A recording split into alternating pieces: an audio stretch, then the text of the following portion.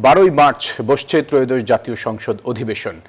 এই অধিবেশনেই নির্বাচিত হবে সংসদের স্পিকার এবং ডেপুটি স্পিকার। সচিবালয়ে প্রধানমন্ত্রী তারেক রহমানের সভাপতিত্বে বৈঠকে রাষ্ট্রপতিকে অধিবেশন আহ্বানের অনুরোধের সিদ্ধান্ত হয়।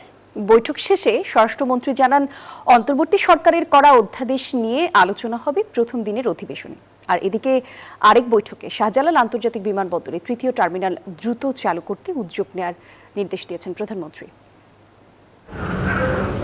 সাংবিধানিক বাধ্যবাধকতা অনুযায়ী জাতীয় সংসদ নির্বাচনের ফলাফলের গেজেট প্রকাশের 30 দিনের মধ্যে রাষ্ট্রপতিকে নতুন সংসদের প্রথম অধিবেশন আহ্বান করতে হয়। প্রধানমন্ত্রীর লিখিত পরামর্শ অনুযায়ী রাষ্ট্রপতি এই সিদ্ধান্ত নেন।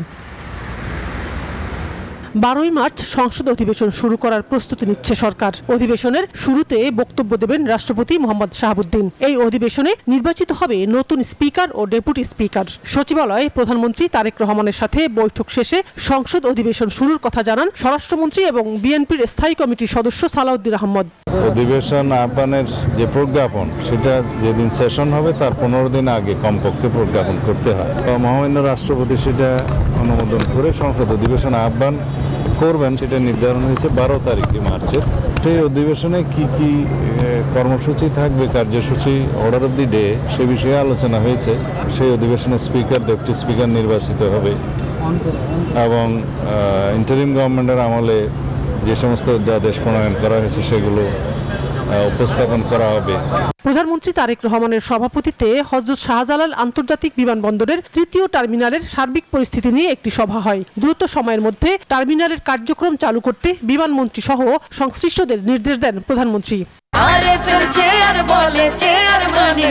আরএফএল চেয়ার, ক্ষমতার নয় সমতার চেয়ার। তো ইন্টারিম গভর্নমেন্ট ক্যান্সেল করে গেছিল, এটাকে ওএনএম দেওয়ার জন্য এটাকে কিভাবে তড়িৎগতিত করা যায় যাচাই বাছাই করে আমাদেরকে সিদ্ধান্ত গ্রহণ করতে বলছি। আমরা খুব শিগগিরই এটা জানাবো। আর কবে নাগাদ এটা তো বলা যাবে না, এটা এখন আজকে আলাপ আলোচনা হলো, ইনভেস্টিগেশন হবে, কিভাবে এটাকে আমরা তাড়াতাড়ি করতে পারি সেটা নিয়ে কাজ চলছে। এখন নির্দিষ্ট কোনো টাইম দেওয়া যাবে না, আমরা চেষ্টা করব তাড়াতাড়ি যাতে হয়, এই চেষ্টাটাই থাকবে। গভর্নমেন্ট বিগত সরকার কোথায় রেখে গেছে টার্মিনালের ইস্যুটা, কারণ এইভাবে তো লিঙ্গারিং করতে পারবে না। তো ওইটা আমরা একটা স্টক টেক মিটিং হয়েছে, দ্যাটস অ্যাবাউট ইট। এবং পরবর্তীতে মানে কি আমরা পদক্ষেপ নেই এগুলো রিভিউ করে then we will look at it. সরকারের কর্মপরিকল্পনা ঠিক করতে অর্থমন্ত্রী উপদেষ্টা নজরুল ইসলাম খান সহ সিনিয়র মন্ত্রী এবং উপদেষ্টাদের নিয়ে বৈঠক করেছেন প্রধানমন্ত্রী। শাহনাজ ইয়াসমিন, নিউজ 24, ঢাকা।